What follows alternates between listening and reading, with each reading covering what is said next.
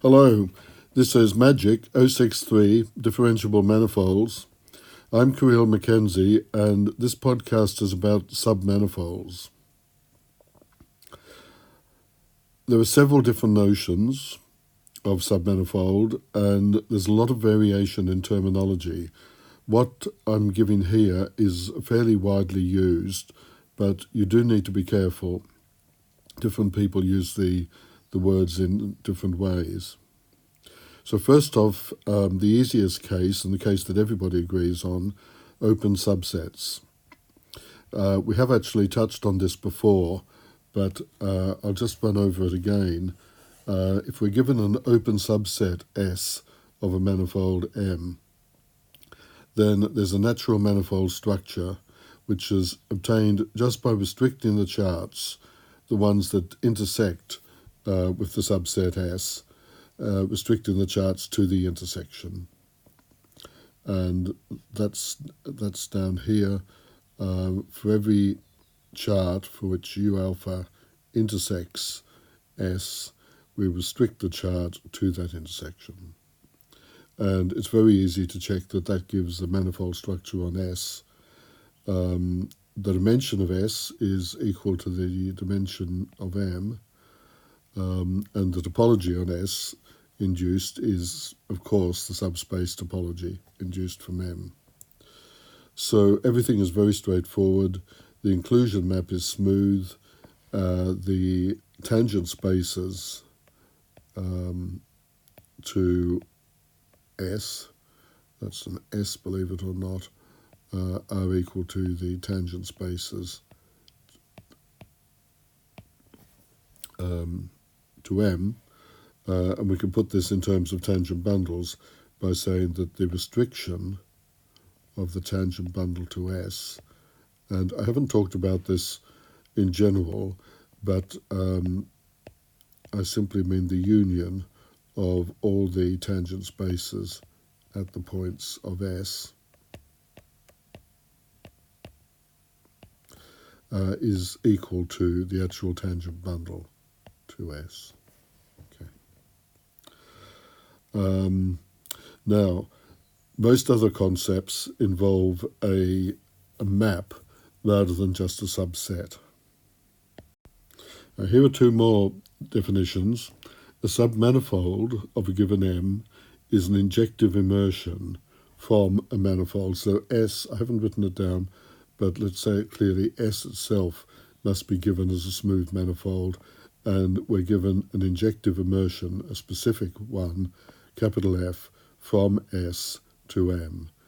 And that's injective, and it's an immersion. So if you think in terms of R2, then something like a catenoid,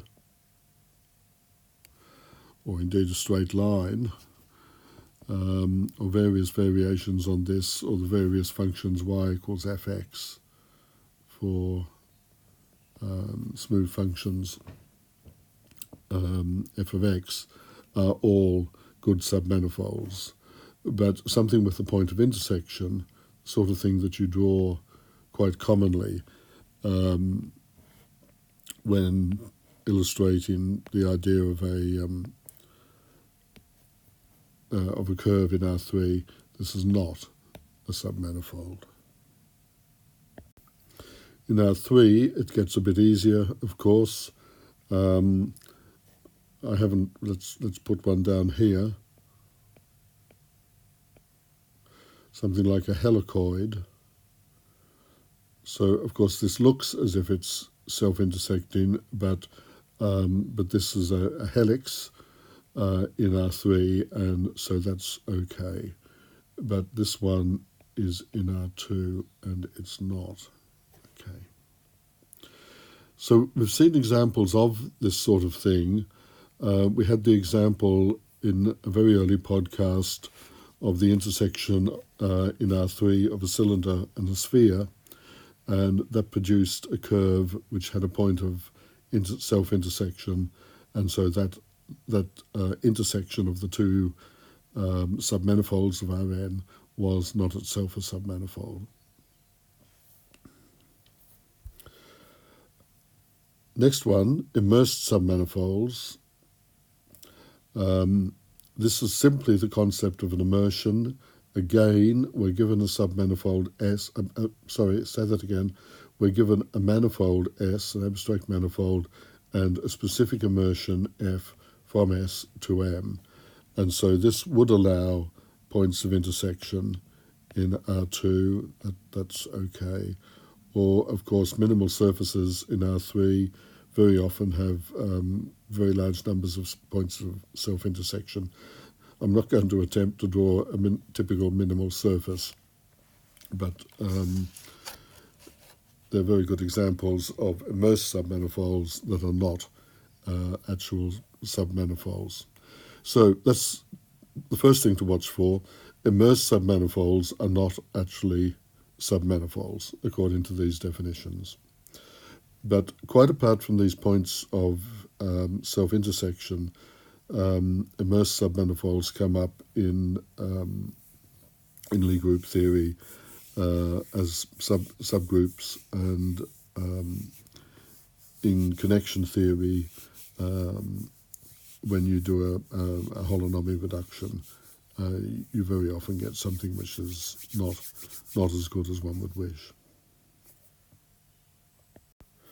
So next concept, an embedded submanifold. These are ones that are very well behaved. Is a submanifold, so an injective immersion from an abstractly given manifold S into M by a specific smooth map F, which is an injective immersion and an embedding. And that's the condition that the map F is actually a homeomorphism onto its image. In other words, it sends open sets in S to open sets in the image F of S. Or, put it differently, for every open subset U in S, the image is open in the relative topology. So F of U is equal to the intersection of F of S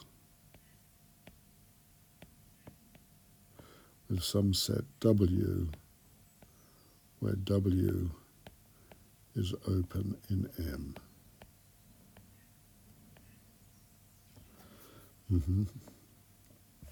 And a standard example, which I'm confident you've seen already, is that of a dense geodesic on the torus. So imagine that this is part of the torus, and the dense geodesic goes around. It has a rational slope. If you regard the torus as the unit square with the edges identified, then the dense geodesic has an irrational slope, so it is actually an injection.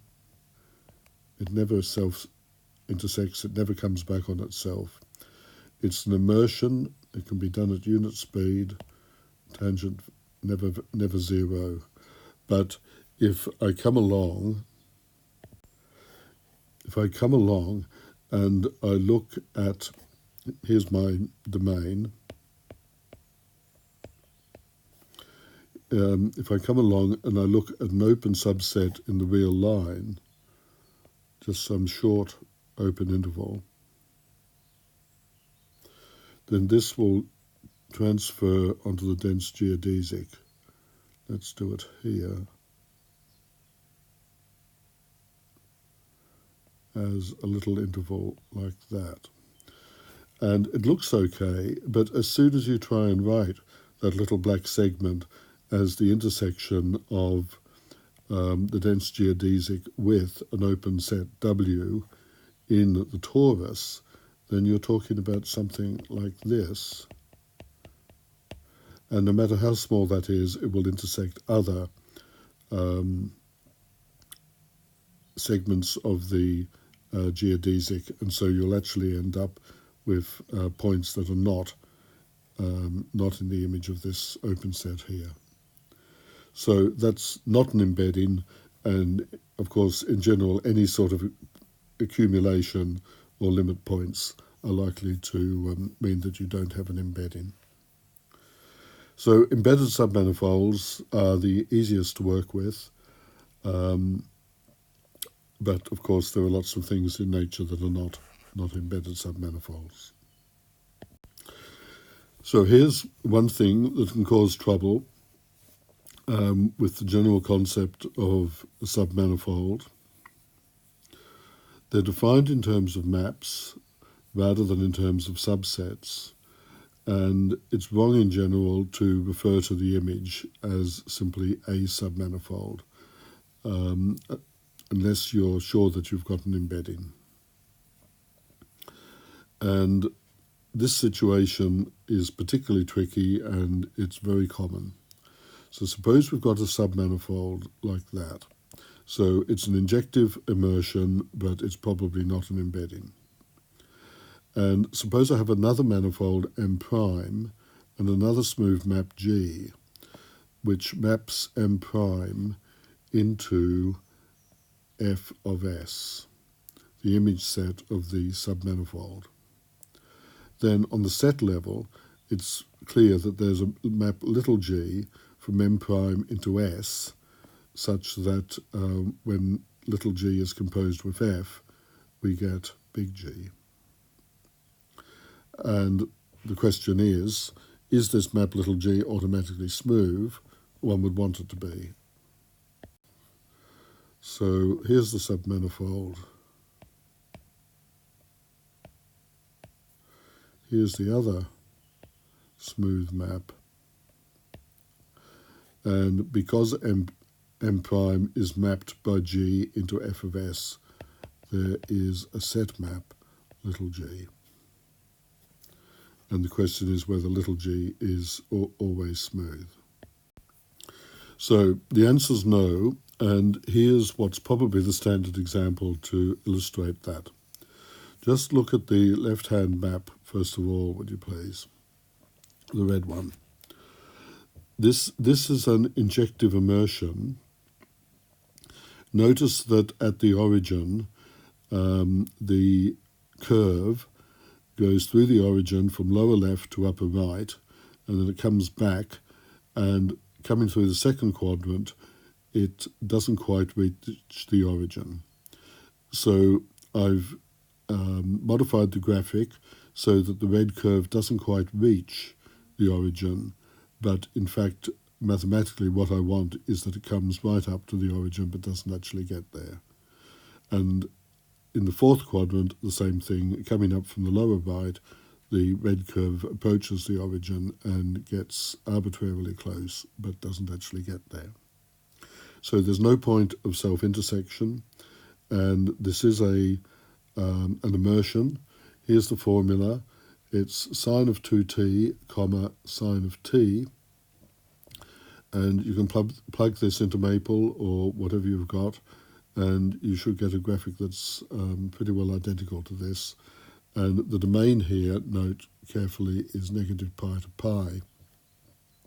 So at t equals 0, the curve goes through the origin from lower left to upper right. As t approaches pi from below, f of t approaches 0, 0 through x values that are negative and y values that are positive. So that's coming down through the second quadrant from the upper left. But you can see it's not an embedding because I can take a point, I can take an open interval around about the origin,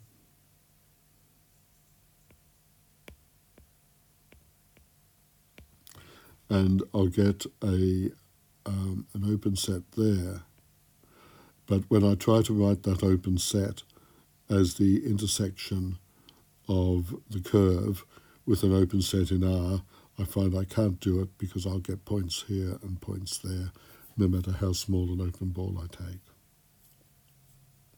Okay, so that's a good example of an injective immersion which is not an embedding.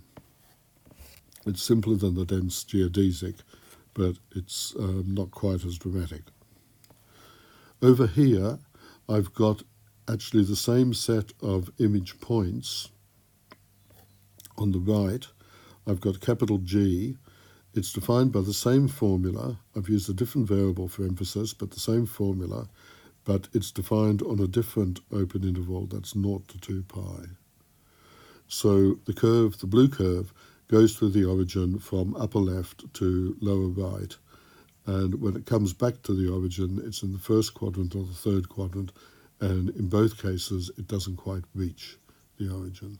So it displays exactly the same behavior, but with the roles of the quadrants reversed.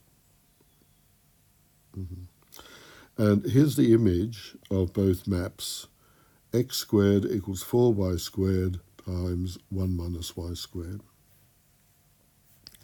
And as it says at the bottom of the screen, each GU is an FT for a unique t, and the same thing is true the other way around. So there definitely is a function little g from 0 to pi, that open interval, to neg pi pi, that open interval, such that f of g, little g of u is equal to capital G of u. Okay. I can take any point here. There's a unique, wait a minute, no, let's do it like this. I can take any point here on the right, on the blue curve, and that will be GU for some u, but it will also be FT for some t. Okay, and by doing that, I get a map from the u's to the t's.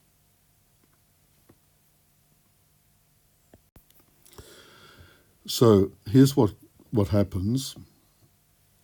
The map little g from open interval 0 to 2 pi to open interval neg pi to pi is given by this formula here. And I thought about working this out in detail, but I think actually it's best if you check it for yourself.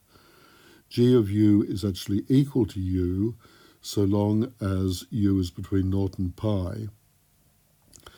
At u equal to pi, g of u is actually equal to 0, and for u between pi and 2 pi, g of u is equal to u minus 2 pi. So in each case, it's between neg pi and positive pi, but it's taken, in effect, the half of the interval and swapped them around. It's divided the interval into two and interchanged the pieces. So it's certainly not continuous, and it's certainly not smooth.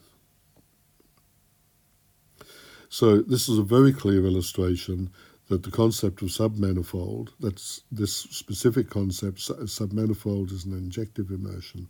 The concept of submanifold depends on the map, not merely on the subset of M. And while we're at it, just look at this function that defines the image as a zero set. And you can check very rapidly that the rank of that at the origin is in fact 0. So this map, which I've called capital H, just temporarily, does not satisfy the maximal rank condition. And although this set is a zero set, it doesn't satisfy the condition which would guarantee that it was a good closed submanifold. Well, it is closed, I beg your pardon. It is closed, but it's not a submanifold. Mm-hmm.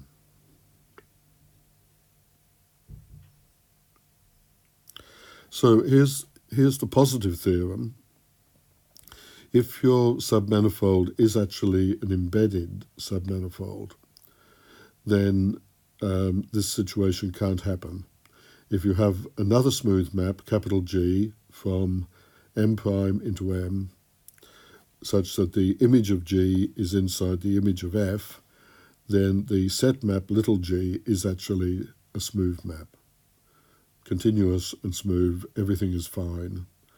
Everything behaves as well as you could wish. So for embedded submanifolds, it is actually legitimate to identify the map with its image.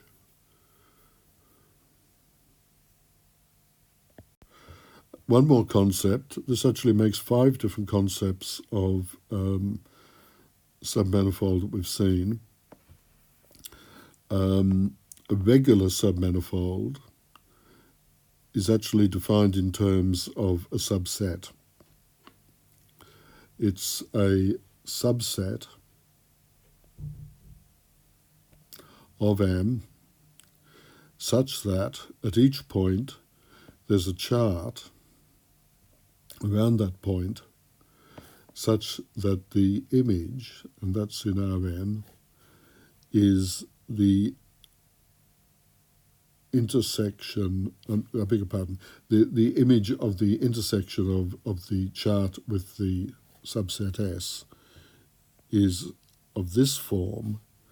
The intersection of phi u, which is an open subset of Rn, with pk, where pk is a k-dimensional affine subspace of Rn.